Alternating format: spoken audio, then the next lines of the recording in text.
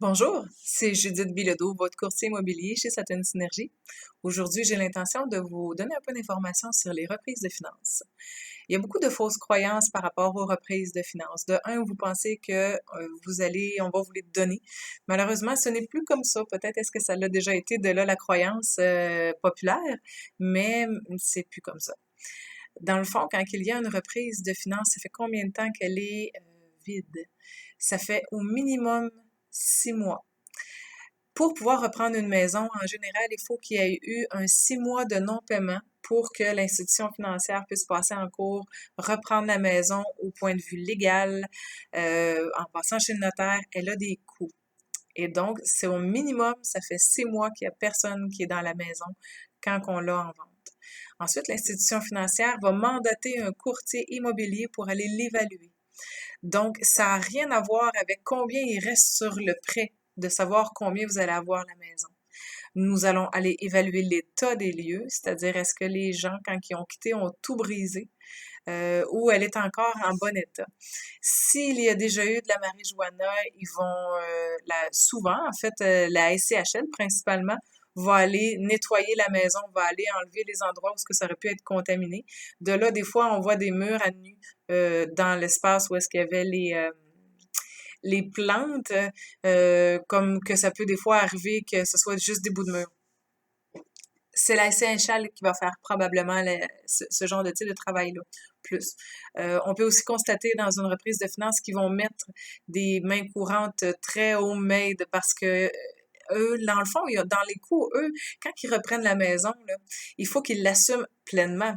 Donc, le chauffage, l'électricité, les assurances, les taxes municipales et scolaires, ils ont tout ça à entretenir et il y a une personne qui se présente régulièrement pour venir voir quel est l'état de la maison. Donc, tout ça a un coût.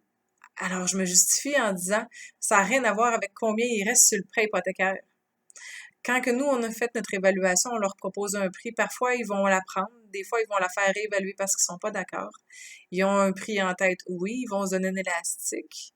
On connaît pas toujours ça, malheureusement. On peut pas savoir entre, mettons, 3 mois pour la promesse d'achat, puis mettons 1 an avant d'en recevoir une autre. Peut-être est-ce qu'à ce moment-là, l'institution financière vont plus plier.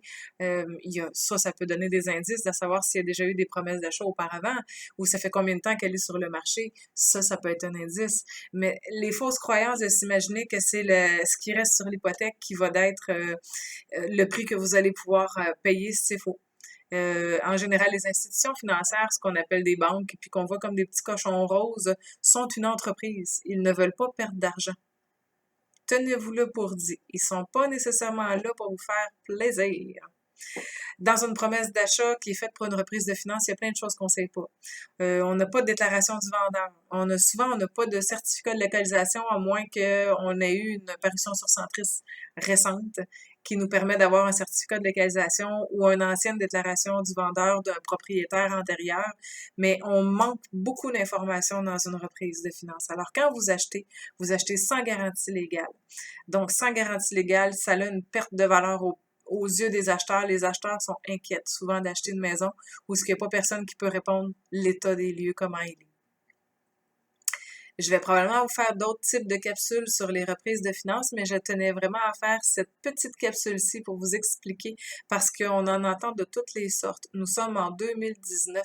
L'immobilier va très bien. Alors, tout le monde essaie de tirer son épingle du jeu et je pense que pour pouvoir être bon en immobilier, il faut apprendre, il faut connaître, il faut s'informer aux gens qui sont professionnels. Vous allez demander un renseignement à un courtier immobilier, c'est logique. Est-ce que vous allez demander à votre garagiste de vous faire votre prochaine permanente? Non.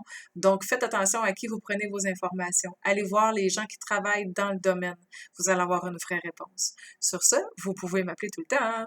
450-917-1010 ou vous pouvez aller voir mon site web qui est judithbilodeau.com ou .ca. Je blogue aussi sur mon site, alors vous avez beaucoup d'informations, tout comme sur ma page Facebook ou, bon, je suis partout, LinkedIn, Instagram. Vous allez trouver de l'information, mais n'hésitez pas à me parler. Quand on est courtier, c'est parce qu'on a envie de pouvoir avoir une interaction avec un humain. Alors, gênez-vous pas, ça va me faire plaisir. Bonne journée.